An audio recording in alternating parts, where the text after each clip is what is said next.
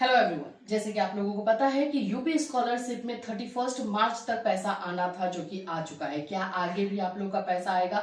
इसको लेकर एक बहुत बड़ी अपडेट आ रही है, जो चाहे आप जनरल कैटेगरी के हैं, चाहे ओबीसी हैं, चाहे एससी एसटी कैटेगरी के हैं, आप लोग के लिए जानना बहुत जरूरी है।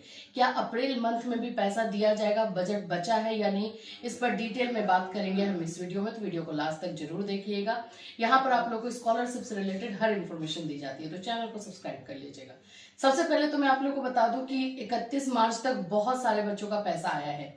जनरल कैटेगरी का भी आया, ओबीसी का भी आया, एससी एसटी का बहुत कम मात्रा में जो है, कम संख्या में देखा गया है बच्चों का आया है। तो अब सबसे पहले क्वेश्चन ये आ रहा है कि क्या एससी एसटी का आगे आने वाला है?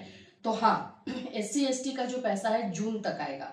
याद रख लीजिएगा, आप लोग को अप्रैल मई जून, पूरा जून तक जो है एससी एसटी कैटेगरी का पैसा आएगा। चाहे आपके कोर्स कोई भी हो, चाहे आप डीएलएड के हो, चाहे आप बीएड के हो, चाहे बी फार्मा हो, सभी का आते रहेगा। लेकिन अगर आपको फिर भी अपना स्टेटस जानना है, तो जो मैंने आपको नंबर दिया है 1076, उस पर आप जरूर कंप्लेन करके रख देना, जिससे कि आपको ये पता चले कि कहीं ऐसा तो नहीं है कि आपका फॉर्म रिजेक्ट होने वाला है।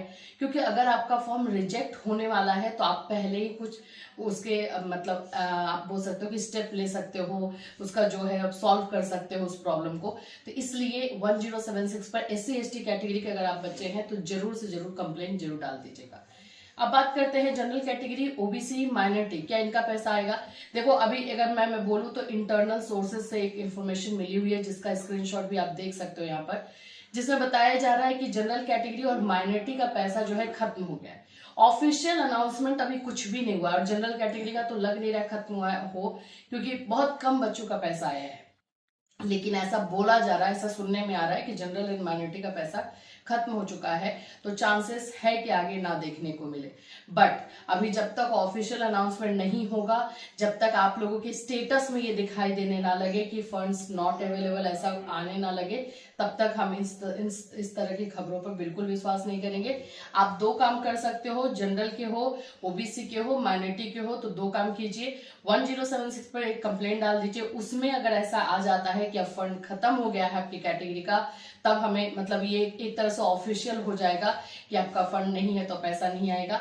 दूसरी चीज आप ये कर सकते हैं कि अपने जो भी आसपास के आपका समाज कल्याण विभाग है, वहां पर जाकर पता कर लीजिए।